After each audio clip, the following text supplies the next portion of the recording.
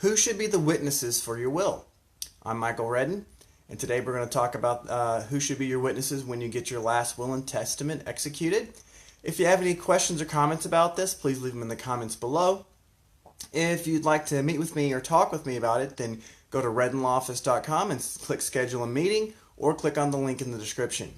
So most of you are probably aware that if you're going to go get your will done, you need some witnesses, and you need two of them. That's pretty universal for just about every state. They're going to need two of them. Now, when you're choosing this person, just remember who they have to be. They need to be at least 18 years of age or older. They need to be of sound mind and body. And they're going to come and they're going to watch you actually sign this thing. And then they're going to sign what's called a self-proving affidavit, basically saying they watched you sign it. You meant it to be your will. You were of sound mind and body. And nobody was standing there twisting your arm or anything, trying to make you sign the will or influence at that time what's actually in it. So you can't just choose anybody. They have to meet those criteria. I get a lot of questions about things like, well, can I have my kids witness the will? Or my uncle or someone like that. Generally speaking, it's not a good idea to have someone who is an heir or who is getting something from you sign the will. They're not disinterested.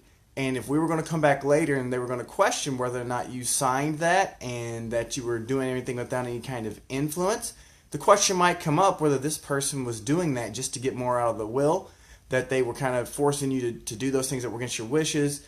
So we try to keep that separated. In some states, you can't do that, meaning that if they're interested at all, that they're ineligible to sign the will. In Minnesota, that's not the case. Nothing says that an interested person can't witness the will. It's just never a good idea, because if we come back later and we have to challenge that thing and say that you either weren't in your right state of mind, that you didn't really want that someone was putting you under pressure, then it's going to look pretty bad that someone who was interested in the will and who was getting something actually signed it. They were probably going to accuse that person of being the one who did it. So it's probably not a good idea, but you can do that. Now, if you're a witness, you only need to be around for like 5 or 10 minutes. The person signing the will is going to say, hey, watch me sign this. This is my last will and testament. I want it to be my will. That's why I'm signing it. And nobody's pressuring me. After you see them sign that, then you'll sign under oath under penalty of perjury that you watched them do that and that they met that criteria. And then your signature gets notarized and the will's ready to go. It's nice and effective. So if you have any other kind of questions about that, then leave the comments below. If you'd like to plan with me, go to reddenlawoffice.com and schedule a meeting, or click a link in the description.